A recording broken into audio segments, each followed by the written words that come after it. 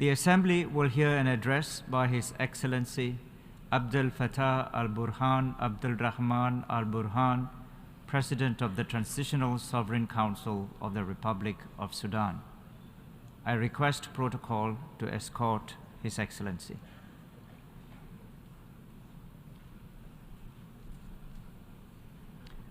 On behalf of the General Assembly, I have the honor to welcome His Excellency Abdel Fattah al-Burhan Abdul Rahman al-Burhan, President of the Transitional Sovereign Council of the Republic of the Sudan, and to invite him to address the Assembly. In the name of God, the compassionate, the merciful, Mr. President, honorable heads of state and governments, ladies and gentlemen, peace and blessings of God be upon you. In the name of the government and people of Sudan, I would like to congratulate you, Mr. President, on assuming the presidency of this session. I would also like to thank your predecessor and His Excellency, the Secretary General, for their efforts to counter the challenges that faced our world over the past year. Mr. President, since the 15th of April, the Sudanese people have been facing a destructive war launched by the rebel Rapid Support Forces. They established alliances with tribal militias and other regional and international ones. They brought mercenaries from different corners of the globe, committing some of the most horrendous crimes against the Sudanese people. These groups have killed, looted, stealed, raped, and seized citizens' homes and properties. They have destroyed civil objects, be it public facilities, hospitals, state buildings, or government buildings. They attempted to obliterate the history of the Sudanese people by attacking museums, antiquities, by destroying land records, civil registries, and court registries. They've also looted banks, private and public corporations, and released prisoners and detainees, including those who have been wanted by international justice, including terrorists. These rebel groups have committed crimes against humanity and war crimes in many corners of Sudan. They have carried out ethnic cleansing and forced displacement, as well as sexual violence and killing based on ethnicity. They are guilty of torture and many acts that amount to war crimes in Darfur, Khartoum, and other places. What was witnessed in West Darfur, in Al Junaina, was a shock to international conscience. So was what happened in Tawila, Morni, Menwashe, and even in Khartoum. It was a testimony of the acts of these rebel groups and their allies. We call upon you, Mr. President, and we call upon the international community to designate these groups and their allies as terrorist groups that must be countered by all. They must be fought to protect the Sudanese people, the region, and the entire world. They are responsible for the killing of thousands and the displacement of millions. Mr. President, Excellencies, despite what has been committed by these groups, and since their attack against the state, we've knocked all doors to stop this war. We responded to each and every initiative by our friends and brothers. We attended the Jeddah meeting based on a friendly invitation by the Kingdom of Saudi Arabia and the USA. We made good progress if it was not for the intransigence of the rebels who have refused to exit inhabited neighborhoods. We've also accepted the IGAD initiative and the initiative of the neighboring countries held in Egypt. Till this very day, we're extending a hand of peace to put an end to this war and to alleviate the suffering of our people.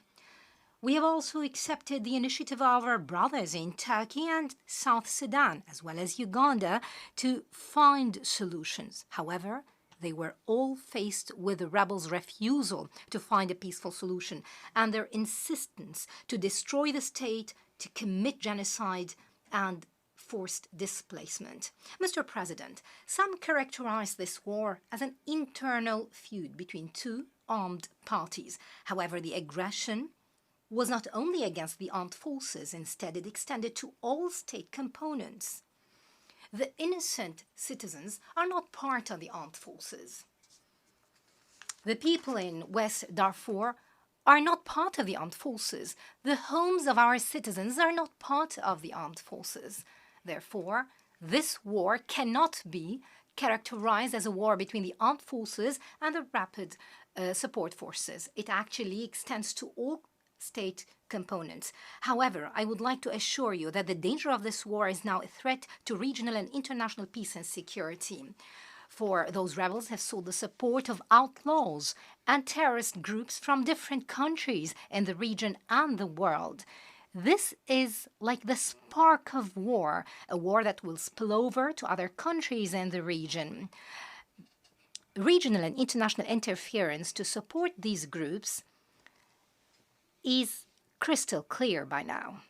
This means that this is the first sparkle that will burn the region and will have a direct impact on regional and international peace and security.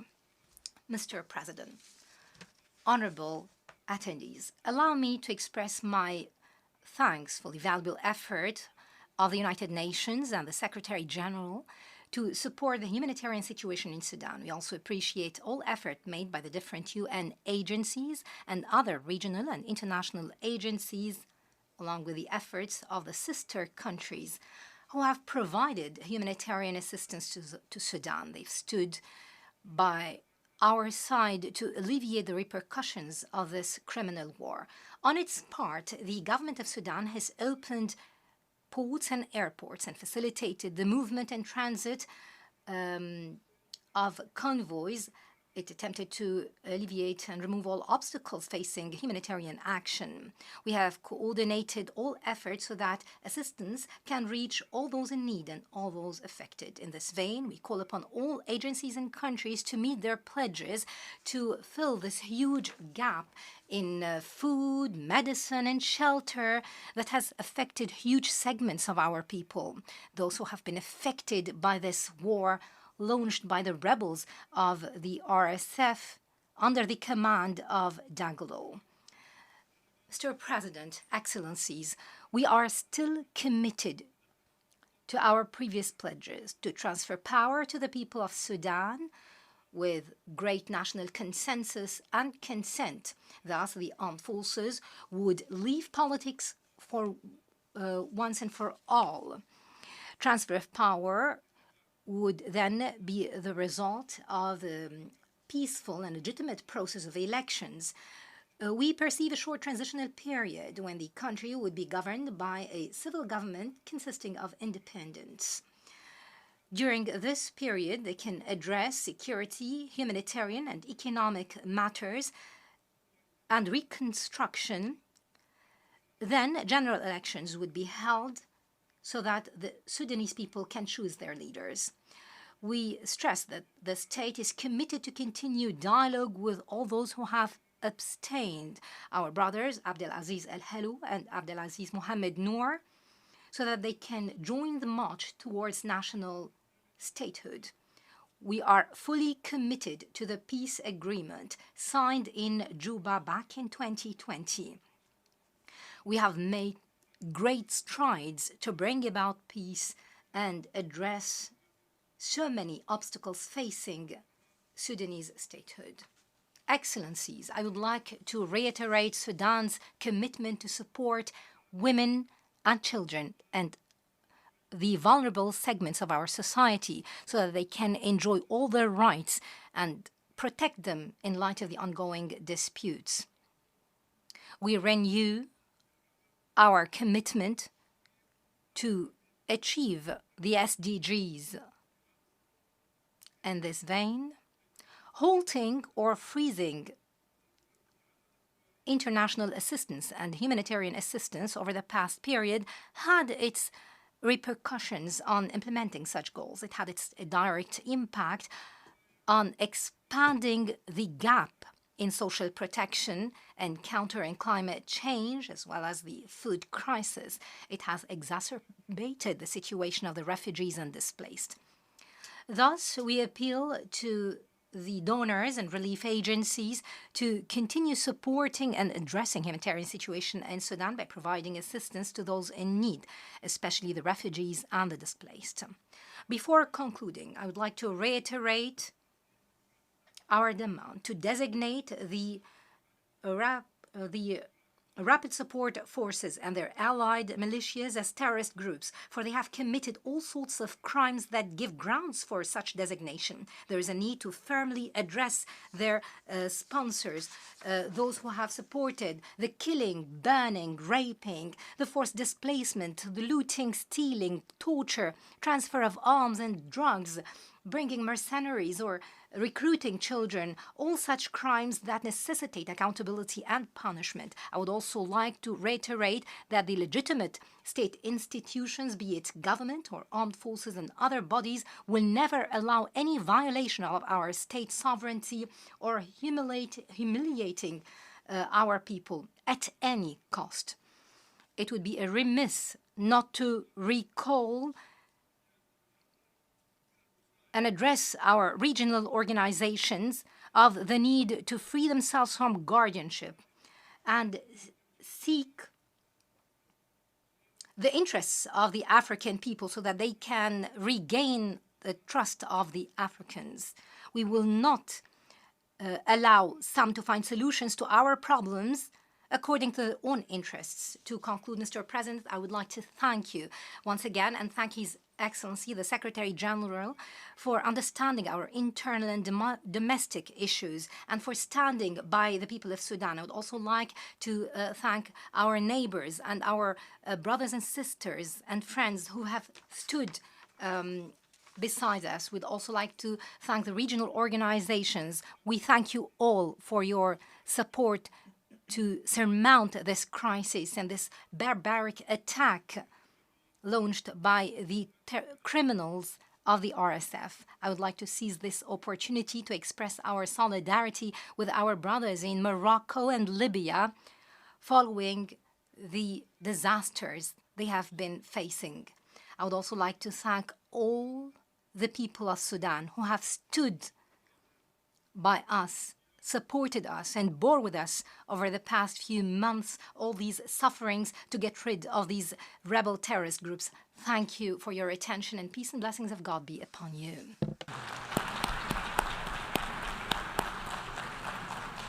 On behalf of the Assembly, I wish to thank the President of the Transitional Sovereign Council of the Republic of Sudan for the statement just made, and I request protocol to escort His Excellency.